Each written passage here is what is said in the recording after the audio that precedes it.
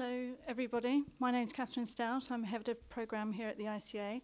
Very pleased to welcome you here on the occasion of the Richard Hamilton at the ICA exhibition to welcome you to the Symposium, an exhibit, an exhibition, an artwork, a collaboration. The exhibition comprises recreations of man, machine and motion and an exhibit alongside rare archive material, and together with Tate Modern's exhibition completes a retrospective survey of Hamilton's extraordinary career.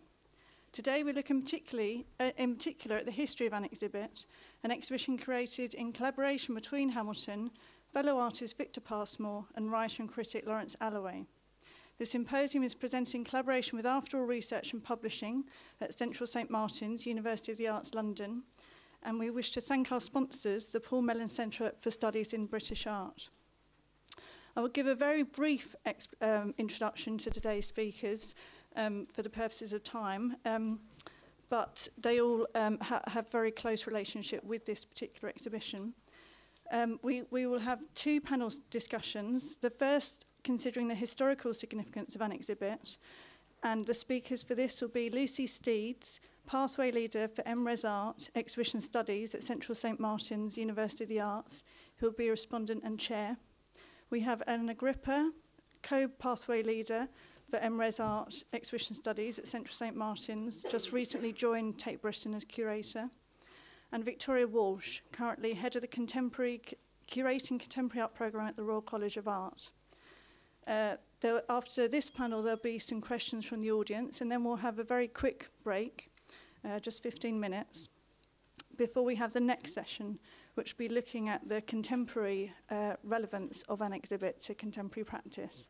And in this panel, I will be chairing, and we're delighted to welcome Sabine Folie, Artistic and Managing Director of the Generali Foundation, Vienna, artist Keith Wilson, who co-curated with Penelope Curtis the Modern British Sculpture exhibition at the Royal Academy in 2011, and Jeremy Millar, who is also an artist as well as tutor on critical writing and art and design, Royal College of Art, London.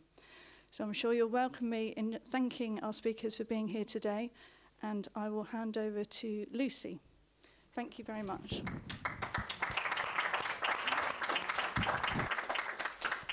Thank you, Catherine. So, an exhibit. This is what brings us here today. There's a recreation of it upstairs, as Catherine mentioned. And we're discussing it as an artwork, and we're told here it's also a game, an environment. This is the preview card that was sent round for the version of the show that happened here 60 years ago.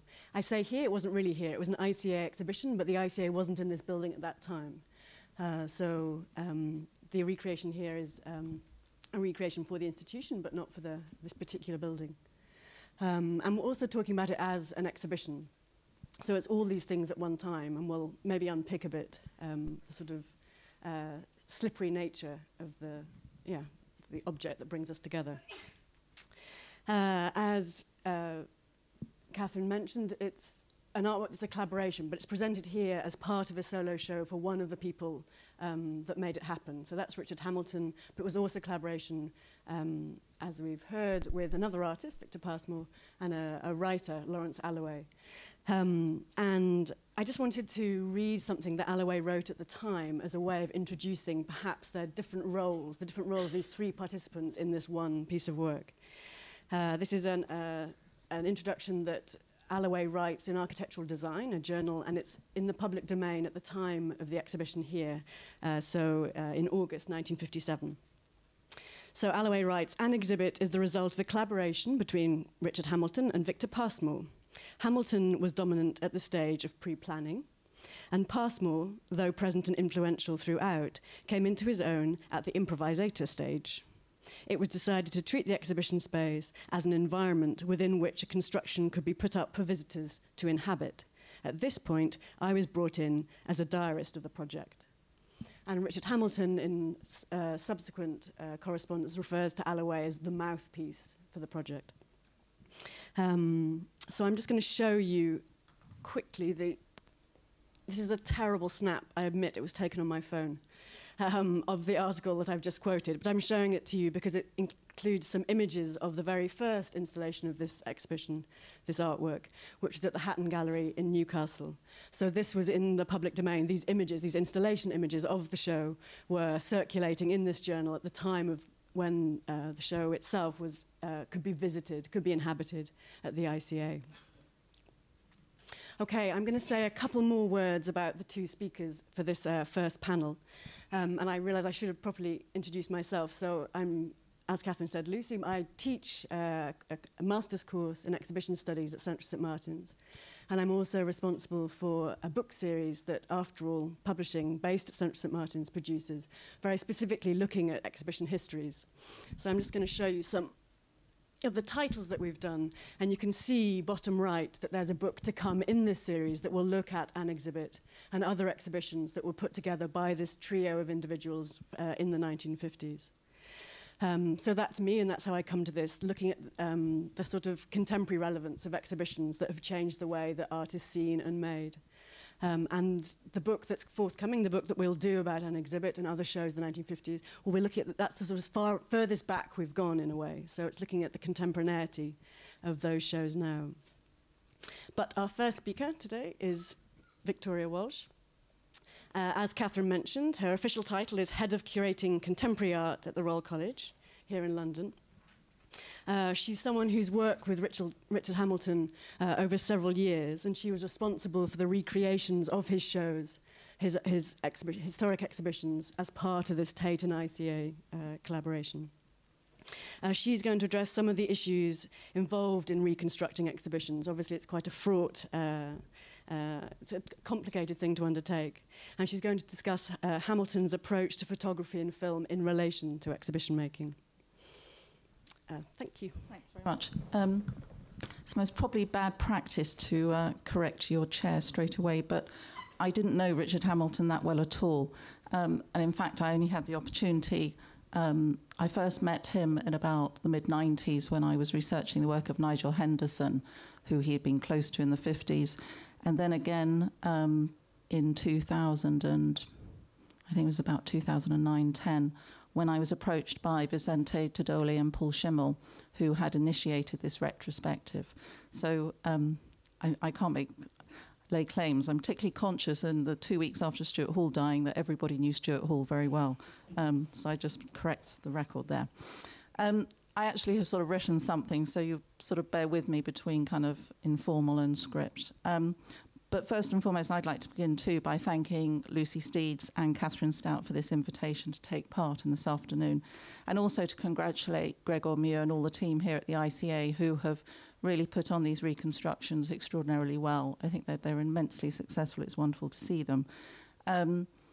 Anybody close to any of the Hamilton work and retrospective and estate also knows that without the input and advice from Nigel McKernigan, who was Richard's right-hand person, who has stayed with all of this retrospective, a lot of these reconstructions wouldn't really be as possible and quality of that. And also, I would like to acknowledge, since Rita, Richard's partner, is here in the room, that it would have been very impossible for me to have done the reconstruction of Growth and Form without the support of Rita and Nigel, and that will become clear more as I go through.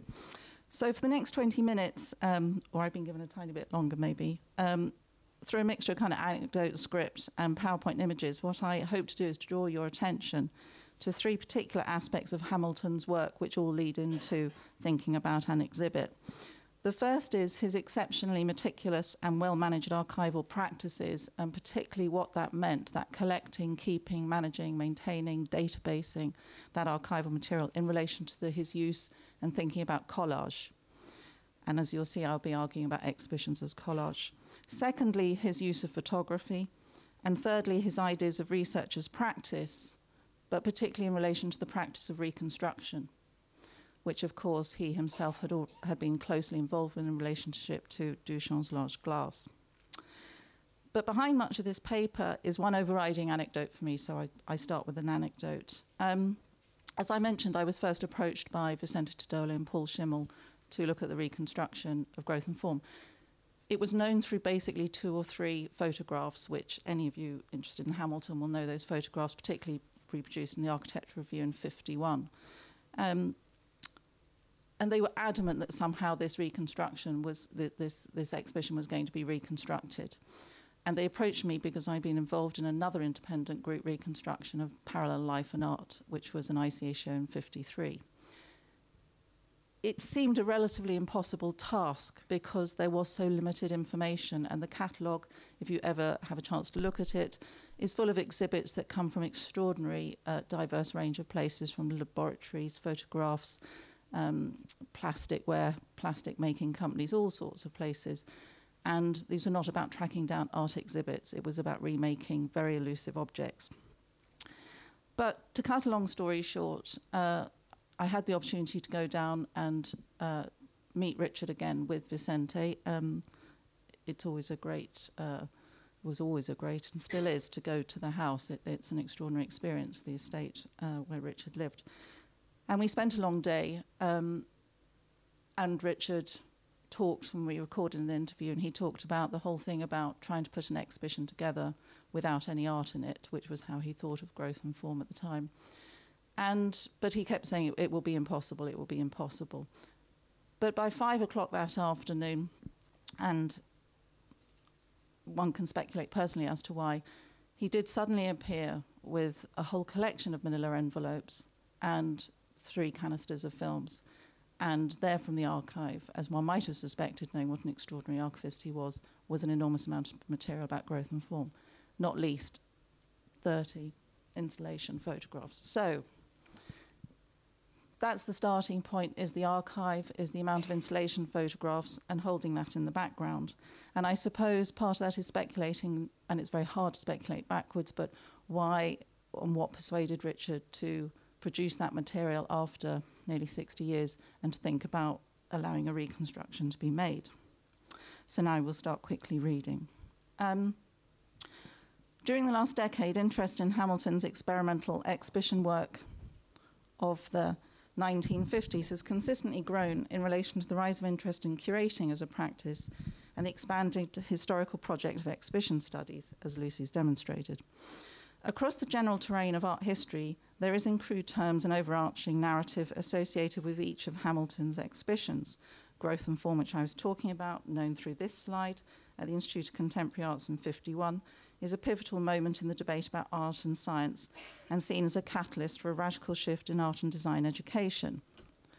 Secondly, Man and Machine and Motion, which you've seen downstairs next door, Hatton Gallery in ICA from 1955, demonstrates Hamilton's interest in technology and photography. The Funhouse exhibit in This Is Tomorrow announces the start of pop art, and more recently, in an exhibit from the Hatton Gallery, has attracted attention, and here we are today to talk about it, but particularly has attracted attention, I think, in relation to ideas of exhibition making as a pedagogical tool in Hamilton's practice. With varying degrees of Hamilton's support, but never practical input, full or partial reconstructions of these exhibitions over the last 20 years, and I'm thinking about here at the ICA under James Lingwood in 1990, that toured on to EVAM in Valencia, obviously an exhibit with Keith Wilson at the RA recently, and Man, Machine and Motion was reconstructed for the new museum in New York a couple of years ago. All these have contributed to the revival of interest and have invariably acted as prompts, and did invariably act as prompts, for the artist to contribute more observations and footnotes to their receding histories. More often than not, these retrospective notes and commentaries by Hamilton are taken at face value, as holding a true and direct relation to their subject, but such an approach at best misrecognizes and at worst devalues the larger conceptual project that Hamilton developed and assiduously maintained over a career of 60 years. Inherently Duchampian ethos, this project was to consistently resist the disciplinary certainties of academic knowledge and museological practices which try to fix the meaning and interpretation, and rather to disrupt the rationalization of the artwork imposed on it. Which is to say, Hamilton was always alive to the conditions imposed on the production and reception of art, which sought to segregate it from other disciplines and cultural practices.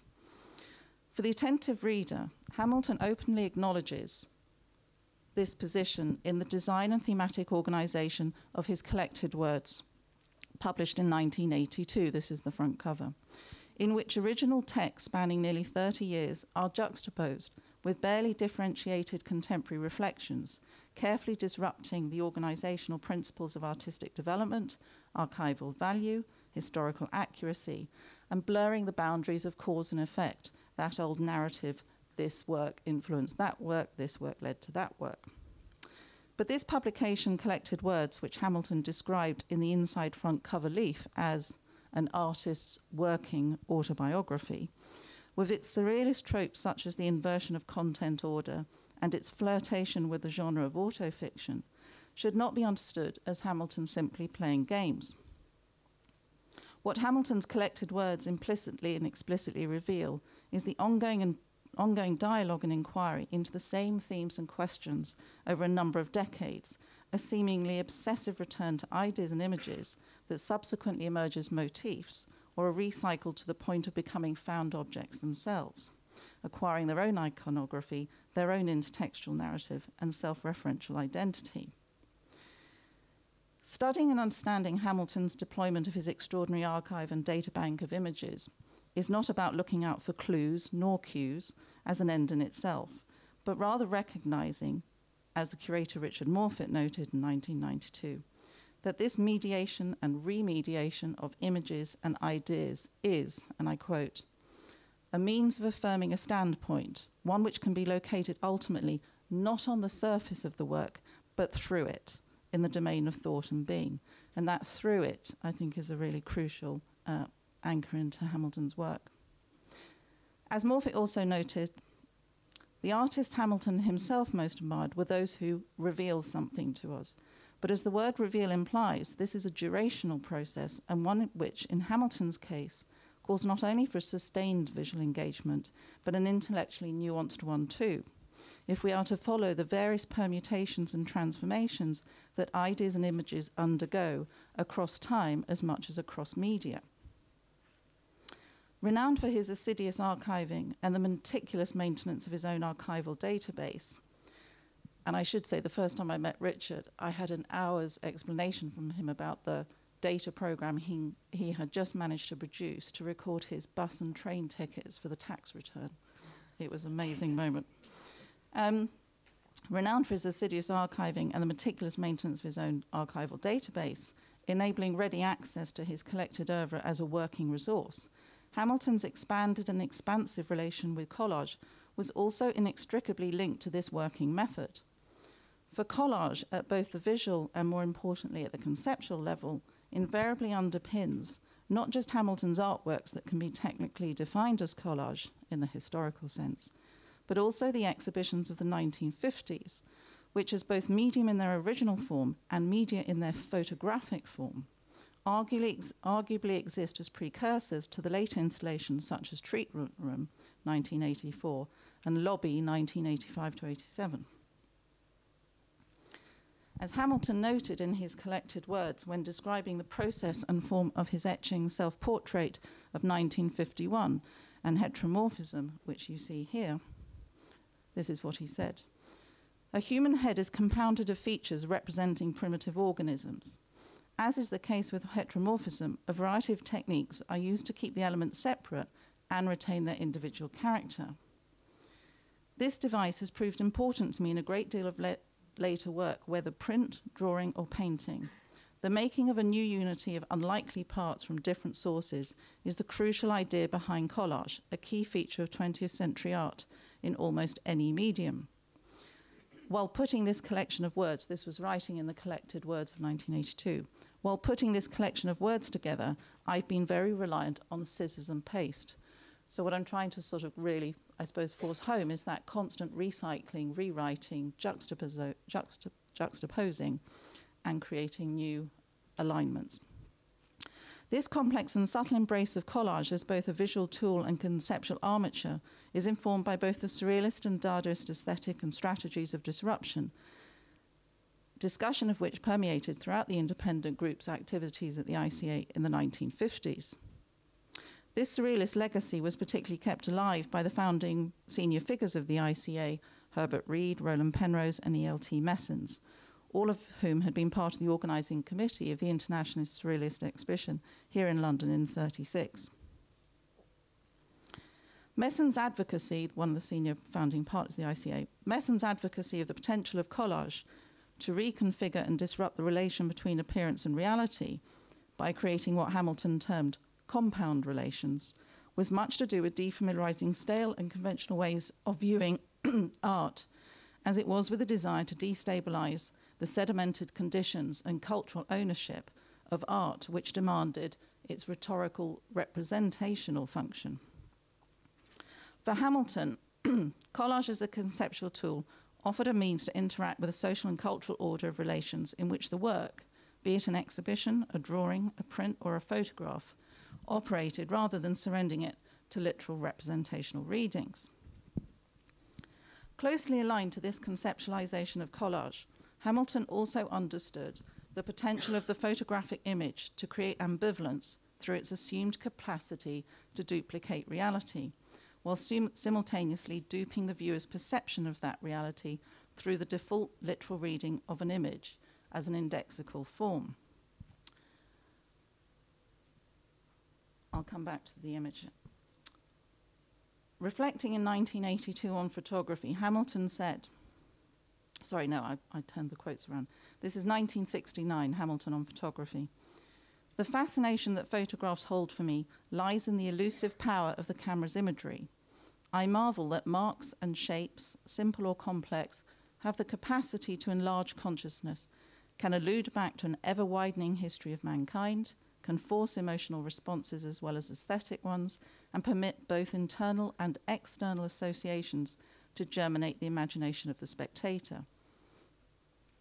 And then again in 1982, in the collected words, Hamilton writes, photography is a medium with its own conventions, though we treat its product as a truth less flexible than hand-done art. Some of our attitudes to the camera are even now, 100 years after its invention, a little naive. We tend to think of the photograph as being a kind of truth. I would like to think I'm questioning reality, assimilating photography into the domain of paradox, incorporating it into the philosophical contradictions of art, as much as my concern as embracing its alluring potential as a medium. It's necessary to pry out a whole new set of relationships. After all, photography is still fairly new compared with the long tradition of painting, and there are many adjustments in our thinking yet to be made. Like collage, the photographic image, particularly black and white, could, through the flattening of three-dimensional space and uniformity of tone, create a new unity of unlikely parts from different sources, harking back to Hamilton's conceptualization of collage. It is with this conflation of the relation between collage and photography, and the understanding that for Hamilton the photograph was not only a documentary medium, but a highly constructed image-making one, that is a prerequisite to approaching Hamilton's collection of exhibition installation photographs. For what these photographs present is not only the visual and conceptual rationale for the exhibition, but also the paradoxical argument that the photograph, through its specific medium and flattening effect, also reveals a pattern of visual communication that the embodied eye in the gallery cannot see. And just for a moment, this is an image from Growth and Form. This is one of the installation photographs that Richard produced early on, revealed to us so that we could begin the reconstruction. And it is in the research process of looking at these photographs and the new information that was in them, and particularly one I've put up, which has this, it was indicated in the exhibition catalogue as the last exhibit called Head photograph.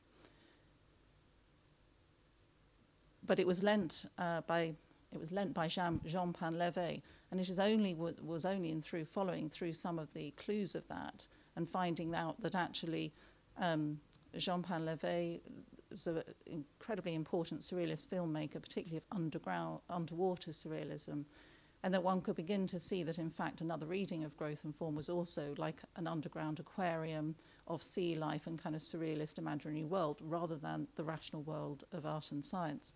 So you can see the photographs are used to kind of also give tricks away that have been hidden from history. And again, this is another image which has not been in open circulation. It looks like the one that most people will be familiar with, but if you also look to the right, very hard to see, just inside the entrance door is also a photograph of the photograph. So you see this kind of image making and playing on themes of repetition, which also had a long conceptual history for Hamilton. But the photographs are being used and being staged to tell other narratives about the exhibition. And a third one, which again was not in public circulation, which also has the photograph of the photograph of the photograph, also has a figure demonstrating the relationship of the grid to Corbusier's modular system of measurement. So you see these photographs have extraordinary amounts of layers to them to understand, but as image-making devices as much as playing with new meanings. So just to quickly go back to the photographs becoming new mediated forms of visual communication in and of themselves, they also become an early foreshadowing of the dematerialization of communication to cybernetic signs, systems, signs, and signifiers. This is particularly seen, and these are, I don't know, I just put these in. These are the photographs that came to light of the installation of an exhibit. I don't know how much you can see of them, but we can put them up again later. Lots of Richard the Doer and Victor Passmore the Thinker, I think. This is Man, Machine and Motion.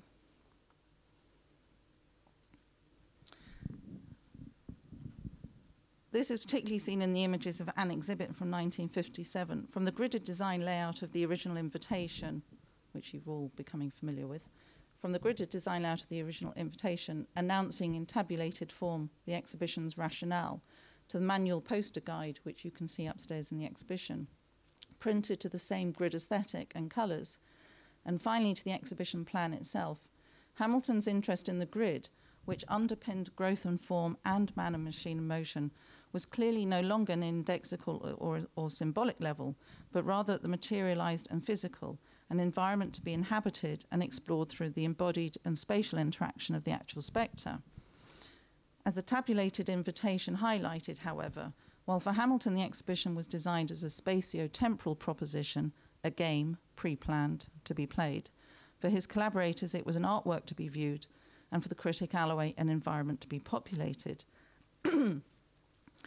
For all, for all its conceptualization and apparent abstract qualities, as with the invocation of the world of Panleve in growth and form, Hamilton took visitors by surprise at the opening preview, having scripted and set to calypso music, a song which acted as both an invitation to play the game and a bait to test how maze dim or maze bright the visitor was. While calypso may have seemed obvious given its popularity, particularly given Harry Belafonte had just become the first ever record artist to sell 1 million copies of his album Calypso, it is more than likely that one of the other aspects of calypso music that appealed to Hamilton was the characteristic mixture of improvisation and the call and response refrain of the chorus, which paralleled the kind of gestalt push and pull analysis of the perception of form and visual communication. And one can't underestimate the 1950s in this moment between 51 and up to 58, 59, the interest that Hamilton and other members of the independent group had in cybernetics, in the writings of William Gibson, in theories of communication, which obviously advertising was leading on. Like the multiple mirroring features created by the Perspex panels in an exhibit, Hamilton's second version of this installation, that's the ICA in 57. I've got my slides out of order. Like the multiple mirroring features created by the Perspex panels in an exhibit, Hamilton's second version of this installation, which combines some of the grid structure from man, machine and motion with freestanding Perspex panels, clearly tested out cybernetic ideas of feedback principle in relation between the exhibition and both the mobile spectator in space and the static viewer of the photographic image. These ideas of both the exhibition environment and the photographic image as fields of visual communication have been well established and articulated by both Theo Crosby and Lawrence Alloway in 1956 in the catalogue text of the exhibition This Is Tomorrow at the Whitechapel. The visitor is exposed, this was what Crosby wrote, the visitor is exposed to space, effects, play with signs, a wide range of materials and structures which, taken together, make of art and architecture a many-channeled activity. The freedom of the artist and architects concerned is communicated to the spectator, who cannot rely on the learnt responses called up by a picture in a frame, a house in a street, words on a page. This is a reminder of the responsibility of the spectator in reception and interpretation of the many messages in the communication network of the whole exhibition. All communication depends on the transmission of signs. In an efficient communication system, the field of accumulated experience must be similar to encoder and decoder, because without learnt responses, there is no communication. As with growth and form and manner, machine and motion, Hamilton's extraordinary archive of documents, images, exhibition reviews, correspondence begs the question, why did he keep back so much of this material for nearly 60 years?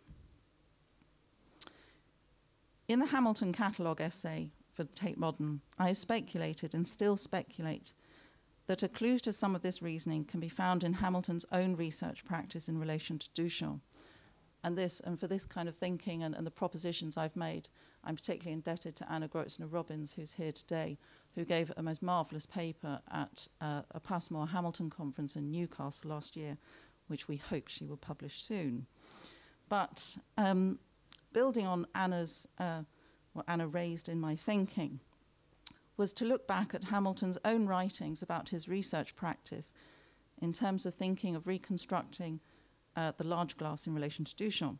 In 1982, he wrote, "To work from photographs isn't satisfactory because much information, even at the straightforward level of fabrication, is lost. The alternative method, that of using the detailed documentation of the green box to cover the ground again, to reconstruct procedures rather than imitate the effects of action, was the one adopted. Hamilton's description of his interest and approach, taken as procedural rather than duplicative, renders by implication his own archive of photographs, installation shots, diagrammatic plans, and other material, comparable material to the status of Duchamp's green box. Like Duchamp's green box, Hamilton's public archive provided little empirical value or practical guidance in terms of reproducing any of the exhibitions. But as he began to release material in advance of the retrospective, questions emerge. Did Hamilton do this only on the assumption that he would be here to manage it? Or was it, as with Duchamp, with the understanding that the final work was not the end game, but rather the research process and practice towards it that he was happy to encourage? Because it is only through meticulous research that one can begin to fully enter the world of Hamilton, to understand the repetition of motifs, the recycling of imagery, the rephotographing of photographs. It is in this mode that I would propose an exhibit is best understood and through, as Richard Morfitt, the curator, described it. And it is through that process only that the spectator, the researcher, the museum curator can learn how to play the game.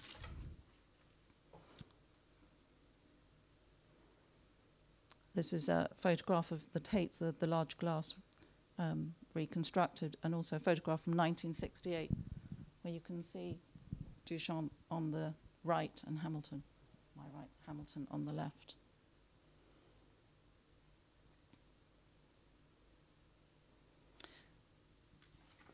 And I think I'm going to actually sort of choose to sort of stop at that point about speculating about the reconstructions. But one of the things that I think, what I was really trying to sort of draw home was the two types of photographs that now exist and are in the public domain. And one is the whole body of archival kind of research material that allows us to reconstruct, which Richard had held back for so long. And the second are the series of photographs that help us to begin to understand the whole multi-layered nature of the image making that Hamilton was engaged with. I think the greatest irony, and I think Richard anticipated it in part, he was therefore one of the discussions, was the paradox and irony that was going to happen with the reconstruction of growth and form itself. When that conversation first began, as I said at the beginning, it was initiated by Vicente Tadoli, who had done reconstructions of other Hamilton works with Richard, not that Richard had ever been directly engaged in them. And of course, the Hamilton retrospective started life and was initiated to begin at the Reina Sofia in Madrid. After Hamilton died, the conversation moved and the exhibition was taken up by Tate Modern, and the idea was that it would start here. The conversations around the reconstruction of growth and form were very interesting for me, and I was very slow on the uptake, because it was quite apparent for at least the first 2 years when Tate Modern became involved that there was enormous reticence and reluctance for growth and form to be included in the exhibition. And while Vicente Tadoli was absolutely adamant it had to be the first exhibition to introduce audiences to Richard's practice and further thinking with installation, discussions, and even at that stage there were discussions about man, machine, emotion and exhibit coming here. But I was very slow off the mark to realize until 2 years in that the biggest problem for Tate, and in fact was articulated subsequently because I couldn't see it, was that it would be the first time ever in Tate's history that an exhibition began with a non-authentic work of art, that the whole thing would be a reconstruction. And I think there was a kind of paradox that the entire independent group, the fact that Hamilton's exhibitions in the first part were already made up of ready-made photographs, the idea that something that wasn't unique couldn't actually start an exhibition was most probably a paradox that I think Richard might have enjoyed. And on that note, having abused the time but being allowed to, thank you very much.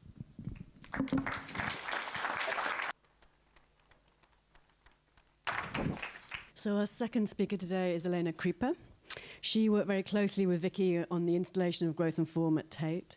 And she's actually recently been appointed to Tate Britain, where she started as curator of modern contemporary art, contemporary British art, just this week. Last week, she was a colleague of mine on the MRes course at Central St Martin's. She's also the lead author of the book that I mentioned Afterall is working on. Elena's going to talk to us about the role of all three of the protagonists on an exhibit and their overlapping interests in spectator participation or visitor activation. Thank you. Thank you, Lucy. Good afternoon, everyone. It's a real pleasure to be able to speak today about an exhibit while the reconstruction is here in the room, and especially after this wonderful film. It's the first time I sort of see it projected, and it was really wonderful to be able to see it here. Okay, so today I would like actually to focus on an exhibit, and particularly to discuss an exhibit in relation with the notion of spectatorship, active spectatorship, or participation, if you want. And researching an exhibit actually over the last few years, what I found very interesting is that very often an exhibit has been discussed mostly in relation with the practice or writing of one of the three people involved in the making of it. So many commentators have discussed an exhibit referring to the work of Victor Passmore and really putting emphasis on the fact that there is a very clear relationship with his work with reliefs, and particularly this idea that Passmore constantly reworked these particular pieces, selecting these elements that he would shape in a final composition over time, and very often continue reworking when they were not sold. Other commentators, famously Graham Witham, when he wrote in the catalogue of the 1990 Independent Group exhibition, commented on the fact that an exhibit very much relates to Richard Hamilton's interest in exhibition making, and particularly his interest in European exhibition design from the 30s into the post-war.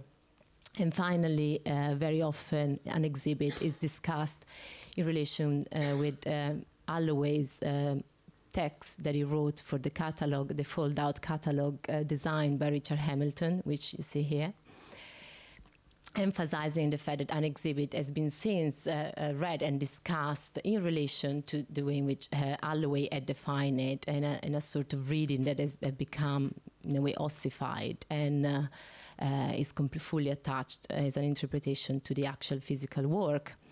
So what I thought to do today is to instead try and really look in a way at the three independent journeys that Holloway, Passmore and Hamilton did, navigating towards a common interest that they all shared in the planning and making of an exhibit.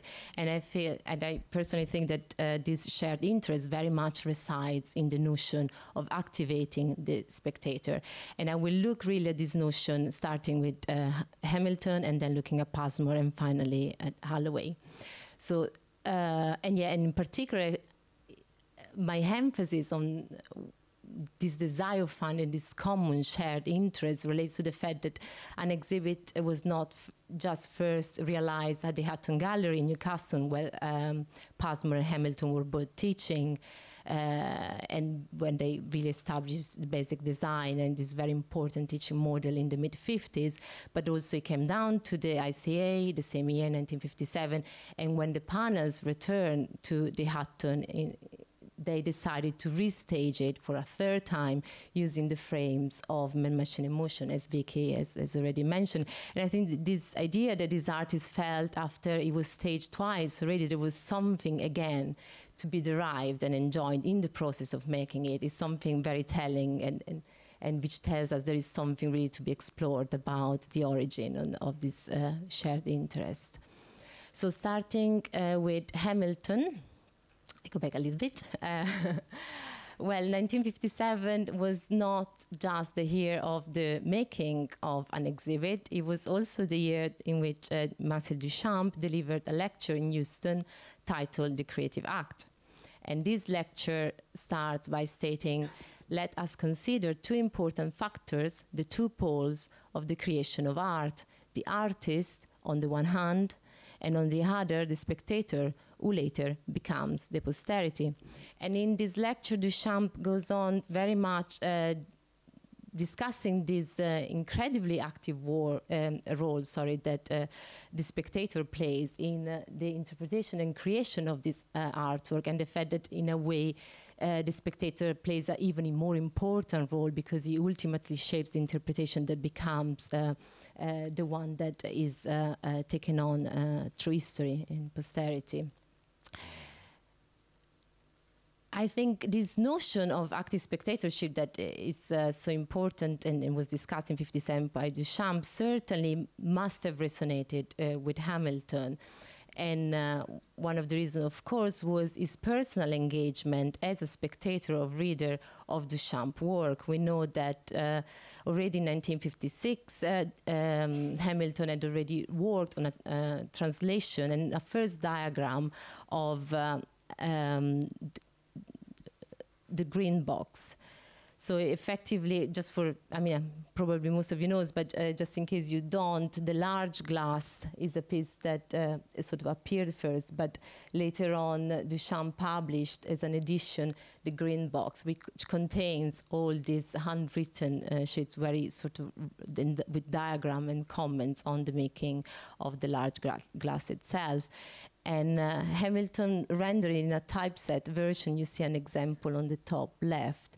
And this was a very long sort of commitment into the reading of this piece and interpretation of these notes, and attempting at least to establish a relationship between these notes and the work itself. And when in 1956 he sent this diagram to Duchamp, which relates the notes with the actual glass, Duchamp replied in a very sort of positive way, saying that he really felt he had been doing a good job, that he should carry on. And eventually, Hamilton publishes the English version of the green box itself. This is a quote that comes from one of the students of Hamilton at in Newcastle when Hamilton was teaching there with Passmore.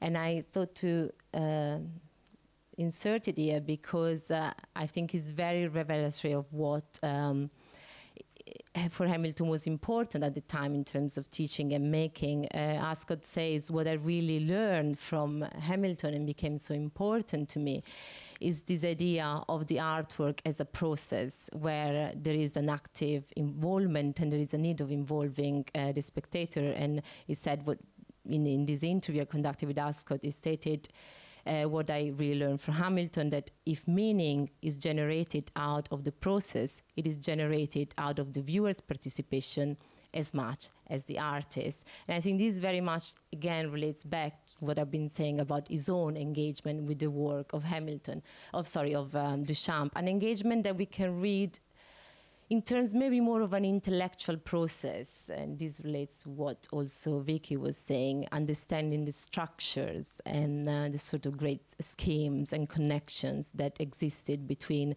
the artwork and the text. Yet, we can also say that in the work of Duchamp, and this much earlier than he actually delivered the lecture on the creative act, there is a clear, much in a way more physical idea of the engagement of the viewer. And this, of course, comes across very clearly in the works that we have already discussed, but also famously in the Bois and Valise, and also in the Small Glass, which is an earlier work from 1918. And the full title of the work reads, "To be looked at from the other side of the glass with one eye closed to for almost an hour." And there is a very nice passage in Kant After Duchamp where Thierry Dedouve discusses his work. And he says that when he went for the first time to look at this piece, he felt that he very much needed to respond to the title of the piece, which is effectively an instruction. So he said, I walked around the piece, I sort of bent over, and I put my eyes close to the Kodak lens, which is embedded in the glass in the same way this is done in the large glass. And he said that after a while staring through this Kodak lens, visitors started walking into the space. And suddenly this homunculus upside down appeared through the Kodak lens. And what he suddenly realized is that the small glasses, in a way, the large glass, very much works at this sort of interface that allows you as a visitor to look and establish this relationship, not just with the space of the gallery, but also with other visitors that enter into your visual field. So yeah, this is, in a way, I think we can see all these relationships coming together, and hopefully we can see played back in interests that have been developing in the work of Richard Hamilton. Certainly he had, since the beginning, since he was a student, really, a very strong interest in looking at this relation in motion between viewer artwork and how these two could be played out in different ways, both following the tradition of futurism in terms of having an object in motions and a static viewer, but also that established by cubism, so in a way the opposite, having a static object and the viewer that moves. And also he played very much attempting to integrate these notions of the static object and the moving viewer, or the other way around. And for example, in Transition, in the middle, is a painting that he made after a sketch traveling from Newcastle to London when he was teaching there. And you see, we have the moving train. He was sitting on the moving train, but also it depicts a moving car moving at the horizon, as well as static objects like a tree and posts. And also, of course, finally, Hamilton very much played out, again, his very same interest in his engagement with exhibition making. And here I'm showing you two slides from his teaching again in Newcastle. These were slides that he presented to his students discussing exhibition making, and there are depictions of Francesco Gnacchi Ruscone's installation for the Milan Triennial in 1951. And of course we can very much see the relationship and his interest in this particular work if we play against images of man-machine emotions. And we see this coming together, you know, moving from Duchamp's Small Glass to an interest in exhibition design, of this intersecting of these different layers and engagement between the viewer, the structure, and an engagement with other visitors. Now we move on to look at Passmore, and it's quite different in a way trajectory into coming to an interest in notions of participations.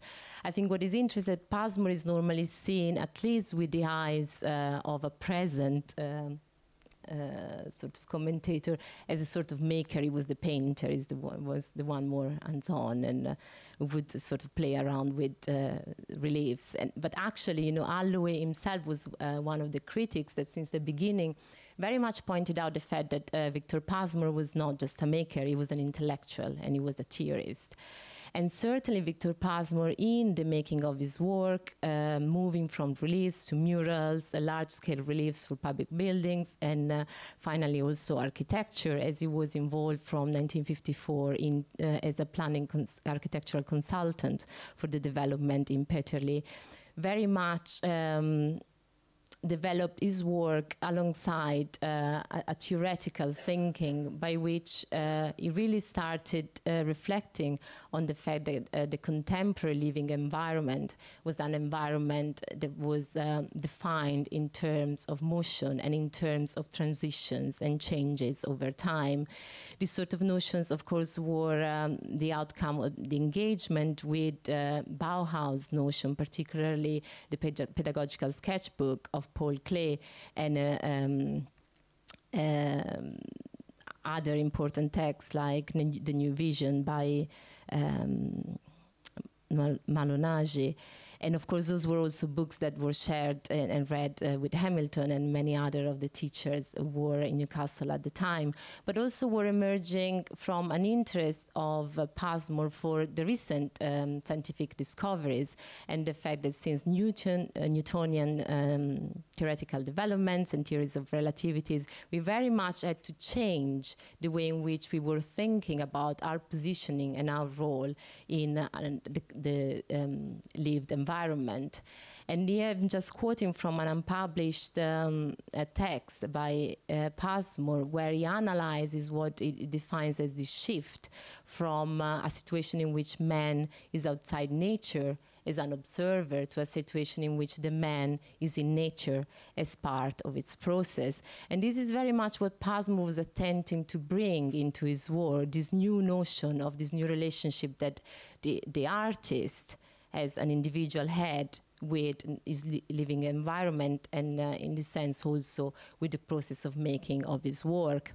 And of course this relationship was not just taking place between the artist and his work, but it was also reflected into what the relationship between the spectator and the experience of the work may have been.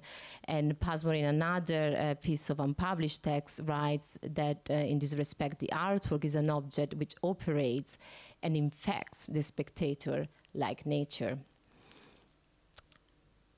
So certainly, we can see this development of the thinking in the making of different type of artworks of Passmore, but in a way I think this really comes to the fore with his large-scale reliefs and Folie with an exhibit in 1957, and finally in his late design for the pavilion, the Apollo Pavilion for the Peterlee development, which is fully fabricated in 1970.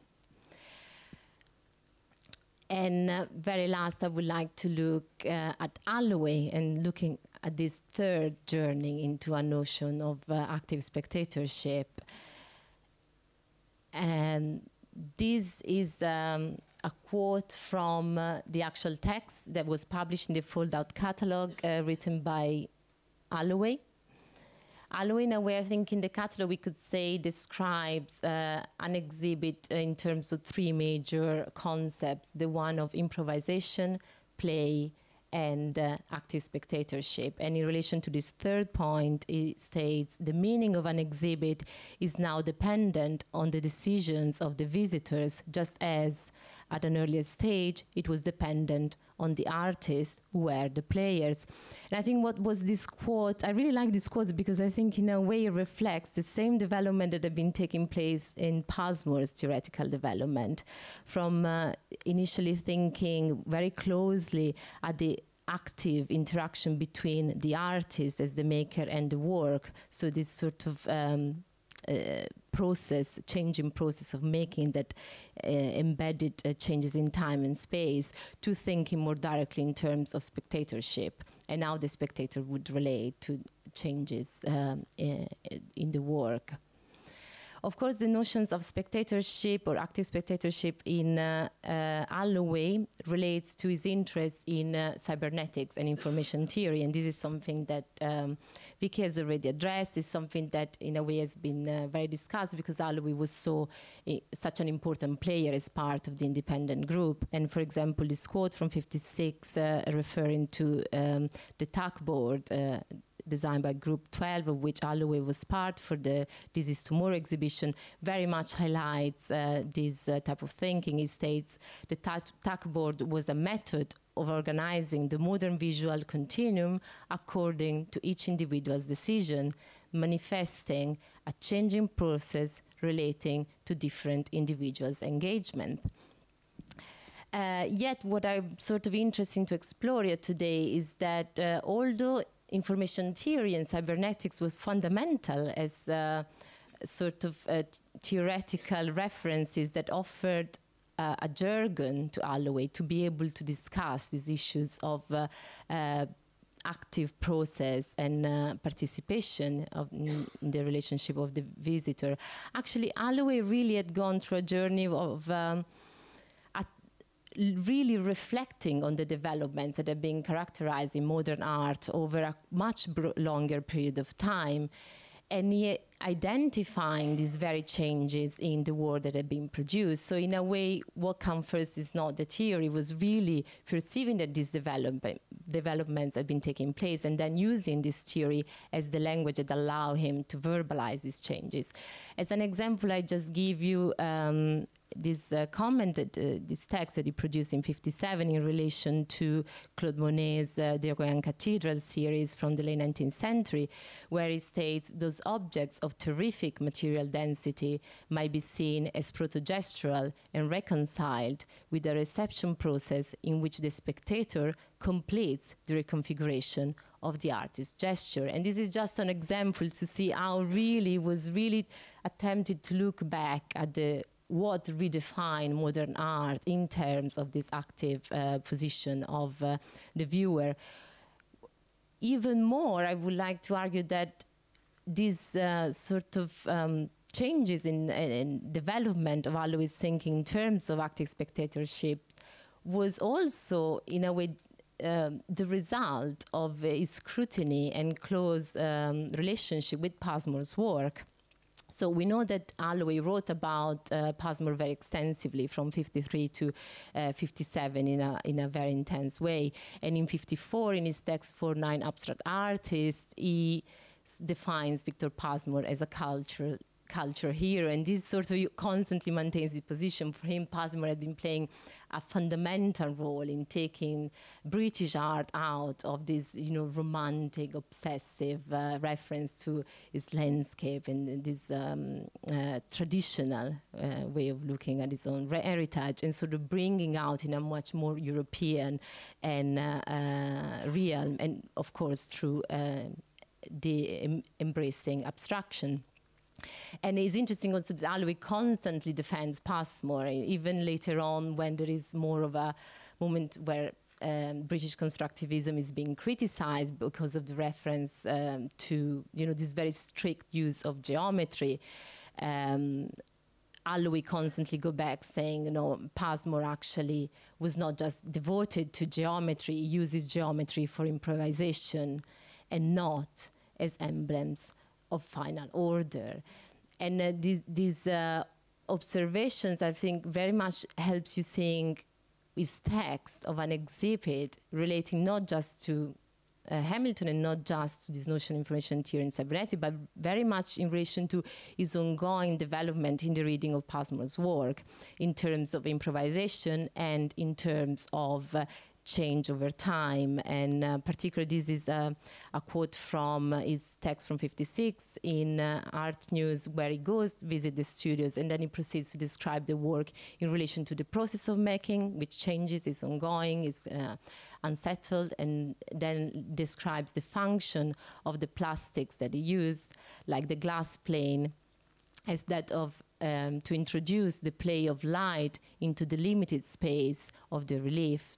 As the reflections change, the visibility of the parts change, giving an intricate spatial effect dependent on light. And of course, we can very much see that these sort of comments can be also related to an exhibit simply in a even more overt sense, because an exhibit becomes an environment which can be inhabited, as it says. And so these elements of interaction with the reflection of the light, with these changes in the configuration, become even more visible. And this is just to sort of conclude on Holloway's interest in this notion of participation. This is from a text that he also wrote in '57, same year. An exhibit is created where it states, "My effort is to see art in terms of human use rather than in terms of philosophical problems.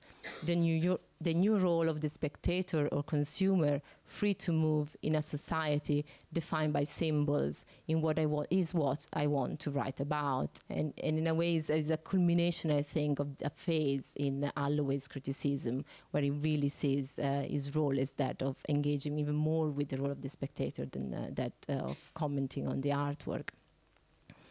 So just to conclude, I hope that I have been able to highlight today is that effectively we have these three parallel journeys of two artists and a critic, that by taking different starting points all end up very much engaging with the notion of an artwork as a process, as an active process that involves improvisation, involves change, and involves an interaction with different elements in time and place.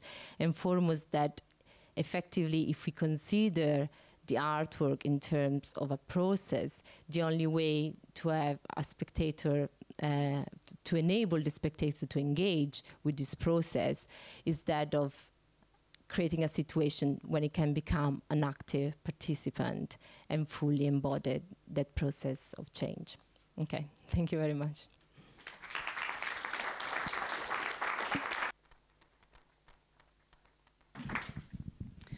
Thank you both very much. We've got half an hour now. I'm going to start off with some questions and some responses, and then we'll open up to questions from the floor. I guess my first question, I'm very conscious of Holloway as a writer,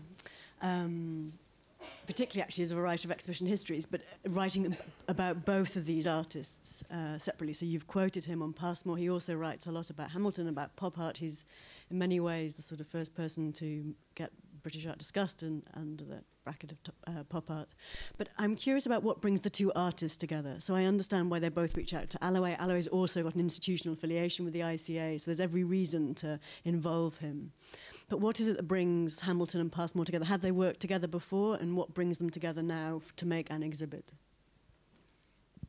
Both of you to answer that one, please.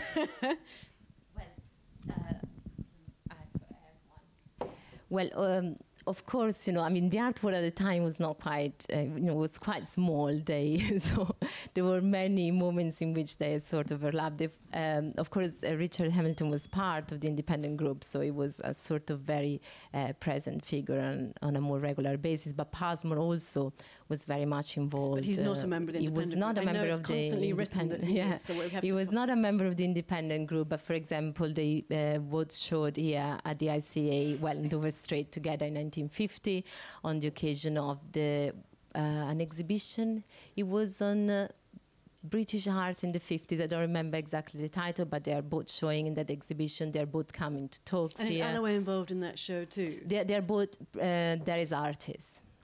But is Holloway involved? He seems to be described... Holloway is not involved.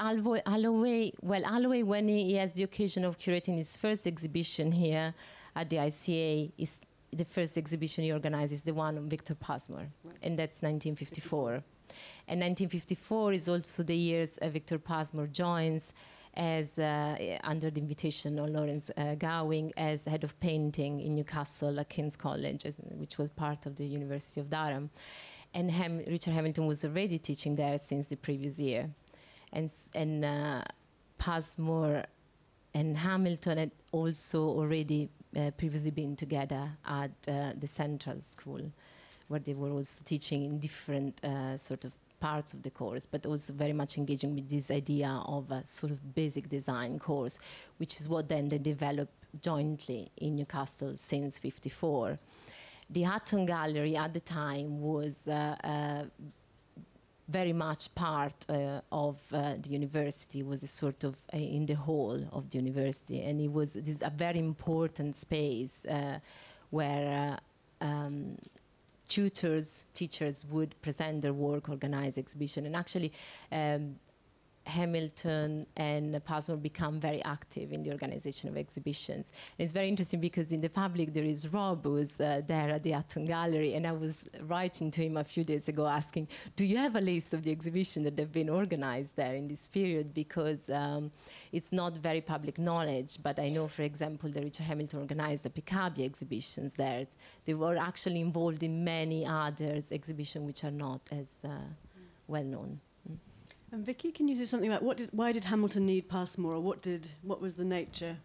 I'm turning to you particularly as a Hamilton person, but it can. I'm not a Hamilton person. I know you told me that already. Excuse me. I suppose just when you said Passmore wasn't part of the independent group, I suppose that the first thing I always want to say is no one was part of the independent group. I mean, the independent group is a fiction. You know, there were people who gathered here, artists, architects, and designers who came together on different projects, who turned up at different events. You know, when they get written in as the independents, it's on some of the organising committee notes if they turned up to be part of the organising committee. I'm just working on a display that's coming up at Tate Britain in October, which looks back at the collaborations between Smithson, Nigel Henderson, and a much underrated figure, Ronald Jenkins, who was a structural engineer from over Arabs. And the research, what we hadn't expected and which we've come across and now finding all the bits to put back together, was Victor Passmore was actually the original collaborating partner of this group for Parallel Life and Art. And actually there are Passmore drawings and contributions to it. So in a way, by 1953, he was actively involved with people who are now seen as the independent group. So, you know, they all came together, but they came around, I think they came together when they were prompted by mutual interests. Alloway was very close to Passmore in the late 40s. Passmore was very generous to Alloway when he had no money, he had no food vouchers. You know, Passmore gives him a pair of socks in the winter. You know, Alloway's letters at the Getty are full of admiration, if not love, for Passmore, you know, in a real sense. Whereas there are archival notes of meetings in 47 and 49 where Hamilton is vitriolically against Passmore and talks about it as dilettante work and politically disengaged. I mean, it's not that language of political disengagement, but Hamilton talks about why should viewers look at this work? It's irresponsible.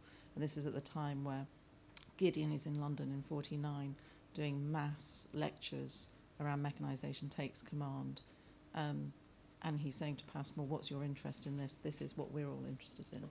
So, you know, the conversion, the building up of friendship that comes later, I think is aesthetic, it's conceptual. I also think these relationships are strategic. They're strategically formed. And that's how most of the independent group, whoever they were, they came together around conceptual, intellectual, aesthetic interests, but they also came together to collaborate strategically. That's very helpful. Thank you. Thank you both. I'm struck by how many photographs there are of this installation, having worked on many shows much later on in the historical record. There's very little visual material, and yet there are so many. And you addressed Hamilton's interest in photography. We also have this film which you've just seen. I'm curious about this. Is this atypical for the period that there are and photographs of them installing as well? It's not just the finished artwork, but photographs of them putting the work up. Or what's the particularity of those photographs if it's common to make photographs at the time? Either, both. Someone first. Well, you know, post-war, you know, the explosion of the use of photography in newspapers, printed material, not colour photography predominantly, that was more expensive to do. There is an explosion of photography, particularly around you know, the early 50s. I mean, 49, 50, 51. Cartier-Bresson is also showing here, along Roger Main is showing here. I mean, photography as an art form, you know, artists, photographers, is here on the walls. I mean, I think what's interesting is the distinction I think that Hamilton makes, and is very early in talking about photography as a very conscious, pre-planned image-making process. And the only other person within the group at that time who's talking like that and who is concerned with photography as image-making and as a communication system is Henderson, who Hamilton and Henderson meet in 49. And Henderson's thinking about photography, you know, is coming from Europe, and it's coming from Duchamp. And I think the thing about looking at the photography is not to forget about it in relationship to European photography. And it's not the kind of family of man ethnographic necessarily. It is very much the conceptual, which, I mean, Moholy-Nagy is here in the 30s, Man Ray is here. You know, there is a familiarity, but it's very much within the arts community. It's not a general But when practice. it's documenting, and I know it's not a neutral documenting, but when you're documenting what's also a work of art. Yeah, I mean, that practice particularly emerges with the rise of the art press and particularly Architectural Review, their commission. I mean, Henderson is commissioned to document exhibitions. You know, it's jobbing freelance work. Right. And it's obviously very important that you have these installation shots with bodies in those spaces. And what's interesting about the film is that it's actually, those people are removed. I know you can see reflections of people. That, and we don't have the calypso. We know you mentioned the calypso that Hamilton, I mean, it's a very different, you sort of aestheticize it again, and it becomes very abstracted. I mean, I suppose the sort of, I mean, Rita might want to comment, but I mean, yes, Rita's got more to say than any of us. Would you mind waiting for a microphone? Excuse me. There is a connection between this and the last question you asked about Victor and Richard. And it's a story Richard often told, and it's actually in the book, I think, that Victor complimented Richard on Man, Machine and Motion, because they were both teaching at Newcastle. And he said, "I liked your exhibition, shame about the photographs." And Richard often told this story because it affected him. And he thought about Man, Machine and Motion without the photographs. And I think it was a kind of compliment to Victor in a way, a mutual, but it had this effect of putting this idea into Richard's head of Man, Machine and Motion without the photographs. And then to go back to Victor Passmore in order to do that together, because...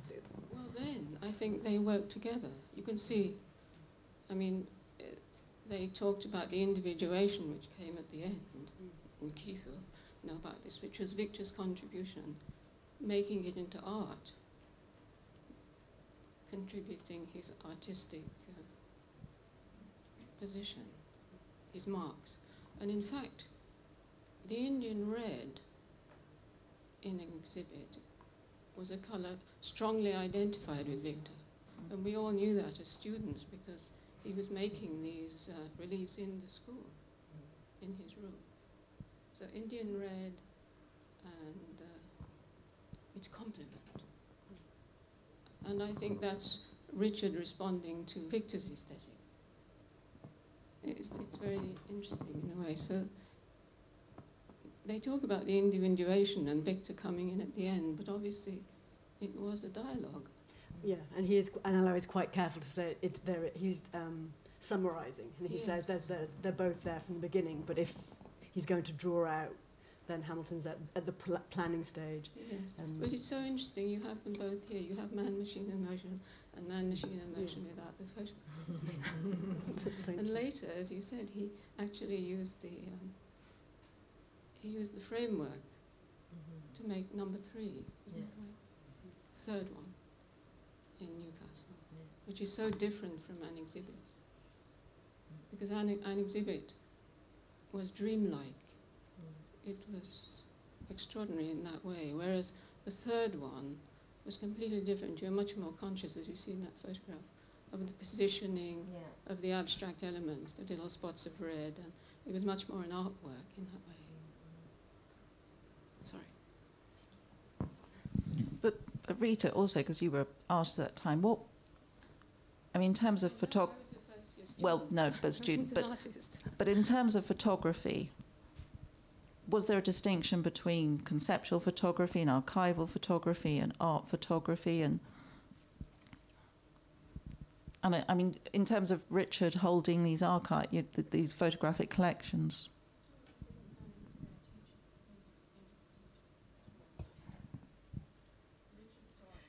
Can you turn the microphone on? Excuse me. Sorry.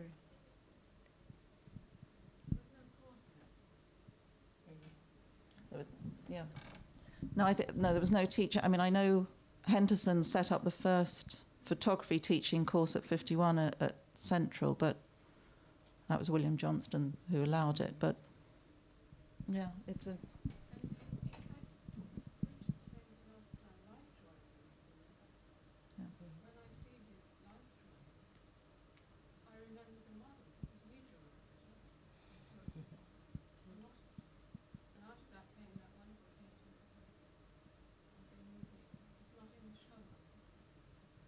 Like the Duchamp. The moving. Yeah. Okay, I'm going to open. Yeah.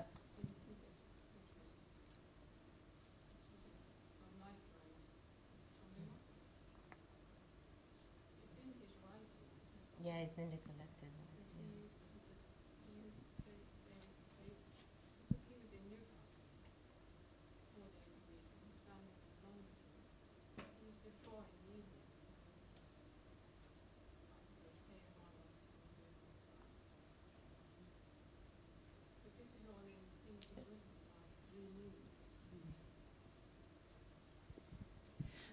I'm going to open up to questions from the floor, but I do want to get a microphone out. Okay. Okay, questions. Anybody want to ask?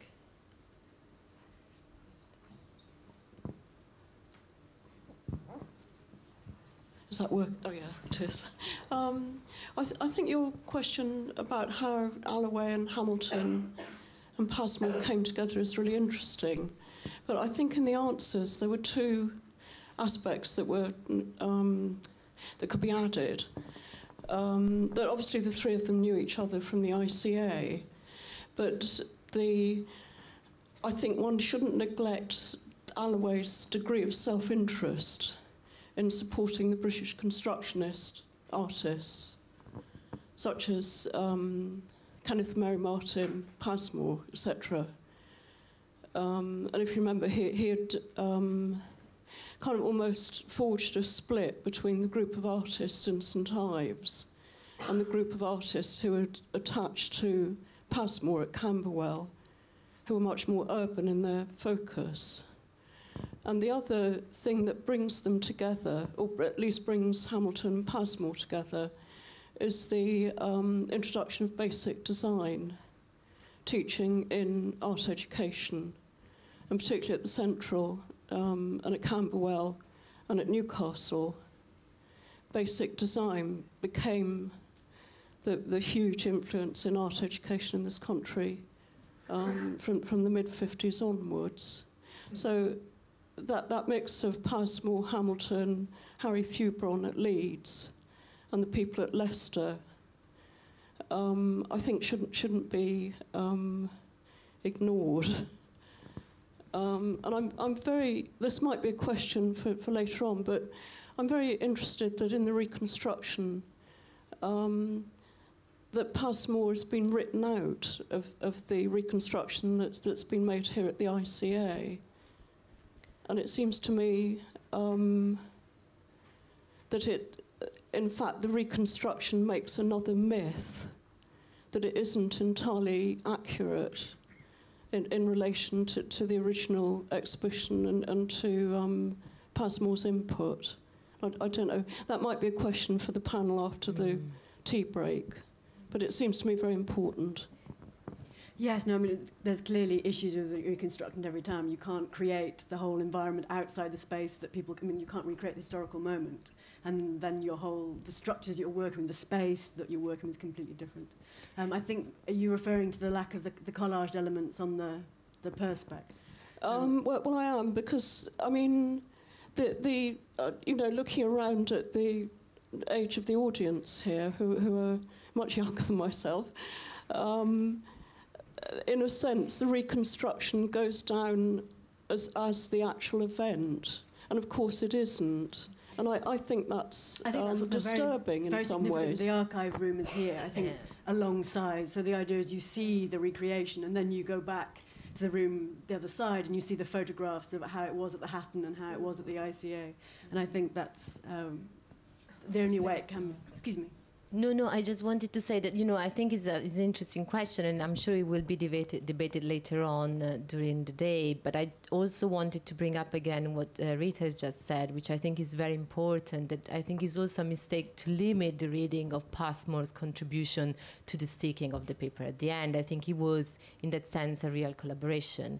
And, you know, this Passmore and Hamilton worked on it throughout the process, rather than them being assigned very different bits of the work, and Hamilton just coming up at the last minute, taking the collage.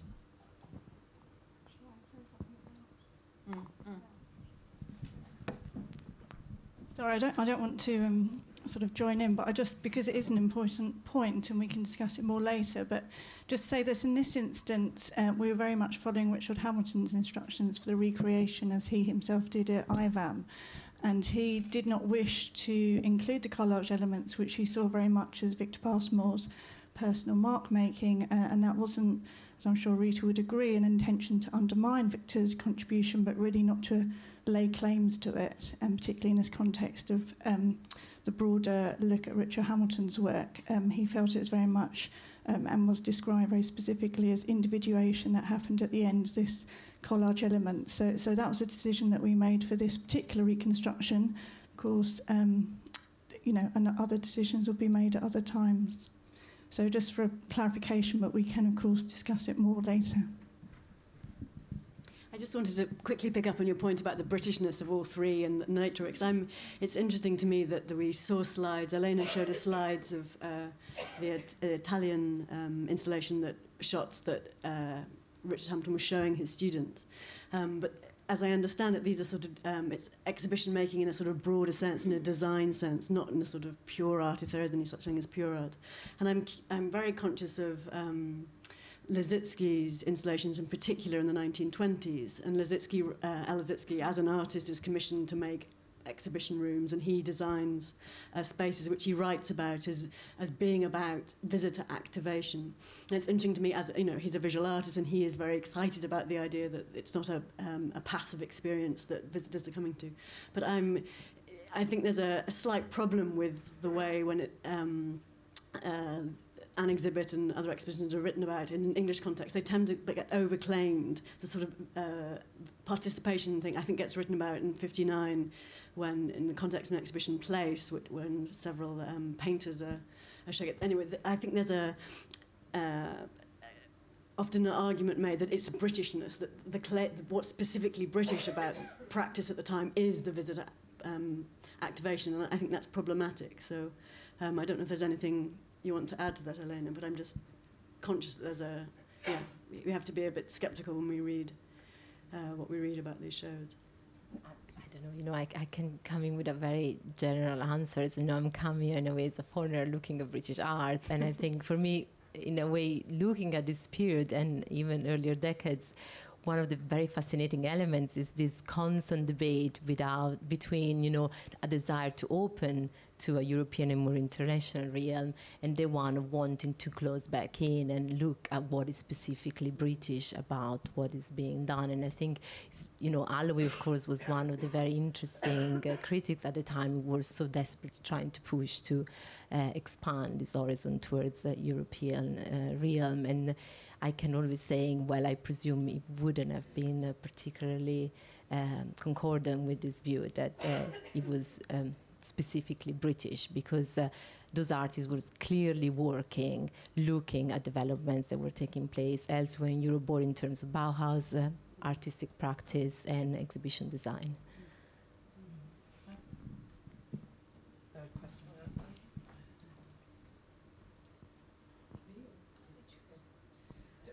Just very briefly, I would like, as another foreigner, to thank you for that comment, because most of my life I've been looking at openness and closure in British art, and have usually criticised deeply by historians for thinking about British art in this way, because it's suggesting that, to some, that it's an impossible way to identify the Englishness of English art, whatever that is. So thank you very much. It's just very refreshing to see someone else admitting it as a historical problem, which seems to me to be absolutely crucial to our understanding of modern and contemporary British art.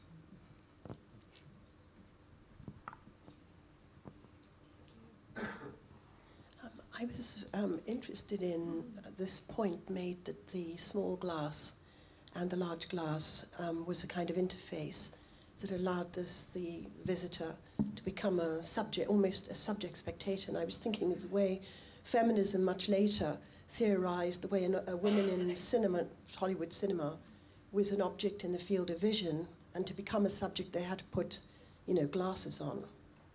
When a woman puts spectacles on in classical cinema, they move from being object in the field to being subject. And I just wondered, because of the emphasis of surrealism and the Dada, and this question of interruption and rupture that was mentioned, and then the way the cybernetics was not about communication, from the way I understand it, was much more about understanding how you might disrupt communication, because of the importance of Duchamp and the topology of the delay. Not only of the infrathin, but the delay, the importance of delay. So I just wonder whether this whole sort of, the way this all fits together in what I've heard in the three presentations, how political this actually was, this problematization of the subject-spectator. Because much later this was worked as very, very political by feminists and so on. And I just wonder whether this was a sort of foreshadowing of a kind of anti-capitalist, anti-consumerist, or was it more ambivalent? Was it on the side of consumption, communication? Because it seemed that from your presentations that it was quite unclear whether it was about communication, consumption, fully into the spectacle, or whether it was about disruption, displacement, delay, and more politicized. Do you get the point of the question? Yeah. I think just a very quick reading back on that. I wouldn't go into political with a big P. I don't know enough about Hamilton in the 50s in relation to that. But I suppose one of the points I was trying to make about the kind of clues that have come up, or what research has been able to reveal because of the photograph, the installation shots like the Panleve, is that, say, for example, with Growth and Form, it's been written up and understood as an exhibition about art and science and design and structure and Darcy Wentworth Thompson. But then when you strip it back and when you look into Richard's correspondence, there was blood on the walls in the organisation of this exhibition. And it was essentially a kind of upper-class hierarchy that started to take over. There was a scientific advisory committee was put in place by the ICA to try and make sure it was a legitimate part of the Festival of Britain. And Richard completely fell out with this advisory committee, particularly Lancelot Law-White, who headed it, who tried to take the exhibition over and turn it into a completely scientific, rational. And what you see is that Richard creates this counter-narrative. I mean, he takes up the surrealist, the kind of hidden narratives, the kind of meta-narratives, and puts in these kind of clues like Panleve. And these are all disruptive mechanisms to ensure. But that has a kind of, this is a slightly more literal version, but there is a kind of delay version in that, because it's about only if you know. And actually, we've only been allowed to know some of this 60 years later. I do think Hamilton played a very, very long game. I think he played a game into history. I mean, I think it's for historians who have to do the work to come back to pick it up, because it goes on and on. And I think that's true, and it goes through Man, Machine and Motion. And you need to read the catalogue to actually understand the exhibition, because all the quips and all the arguments with Corbusier and with the machine aesthetic and Banham, you have to do a lot of work. And I think the political, the animation, the kind of responsibility of the spectator to understand the intentionality is there, but it's not on the surface.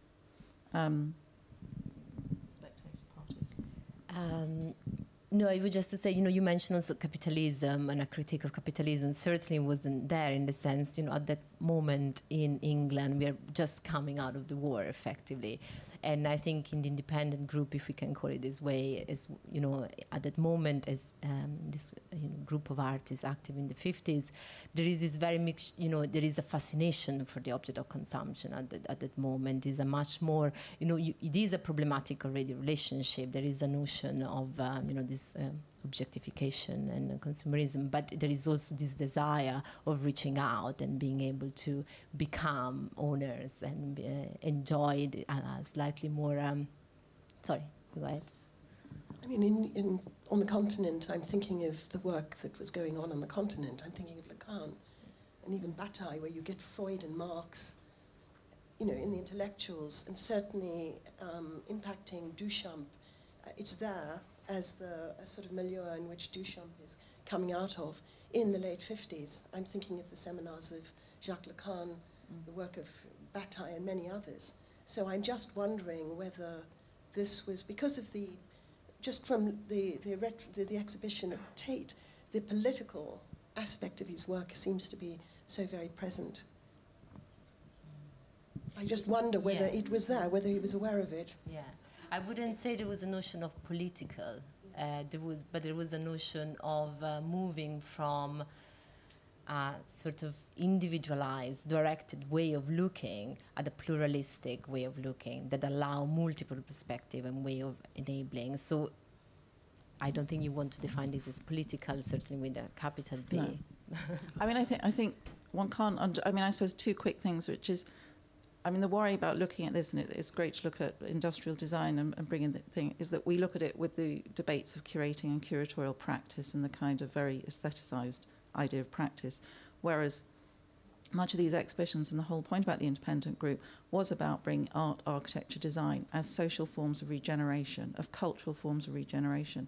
And one cannot underestimate or forget that the vibrancy of that particular moment that's characterized by the independent group is a very reactionary moment against the Tate, which is, epitomized by John Rothenstein showing a lot of neo-romanticism, and this is like an absolute active touchstone point for the independent group in their exhibition-making practices here, that it's about, against the tradition of taste, the conventions of looking of high elitism.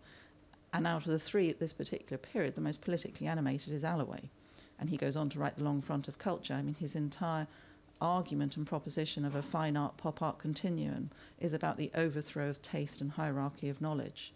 And that is where he writes about the active spectator from 56 onwards in terms of This Is Tomorrow. He has a political manifesto, and it's the most articulated at that point. Probably time for one more question. Can I ask another question? I'm very curious about Growth and Form, the book, because it was such an important book in the 1930s. Reed owned a copy, and Henry Moore and Enroll and Penrose. And I didn't know whether, in fact, there's any kind of documentation about conversations that Hamilton might have had about that book with the previous generation, because it's so fascinating that he thought to give it a material form, given that it was such an important text to that earlier generation. Well, very quickly, conversations of this kind certainly took place, for example, in Newcastle in teaching environments, and certainly when Passmore and Hamilton were teaching together, and they did impart quite a number of exercises to their students who were based on this idea of the development of an organic form. And I'm sure Rita may be able to tell you more about some of the exercises. Well, it's more the surrealist element, actually, because Roland Penrose was so deeply involved with surrealism, much more, I think, than anyone else in the 1930s who lived in this country. And because he was such a modest person, he didn't really flag himself up, perhaps, in the way that some others have done. But I wondered whether, in fact, what you are now describing as a surrealist element in the actual exhibition has a much closer debt to that way of thinking in the 1930s than perhaps we've thought about. Just very quickly, the origins of Hamilton coming near growth and form was that he was introduced to the book by Henderson, and the person who flagged it up to Henderson was Paolozzi, because he got a copy from the Surrealists in Paris while he was in there at 49. So it's introduced, and when they're going to collaborate on the exhibition together, Henderson and Hamilton, at that point it is more rooted in the Surrealism and Surrealist networks that they're part of at that point than anything to do with science and art. Yes. And that's probably because of the 1930s connections with England, I would imagine. I don't know, but I'm sure that's why Penrose and Reed took up the idea of the show quite quickly. Yes. I mean, it had that legacy and context, but it gets removed very quickly by this scientific advisory committee. Yes.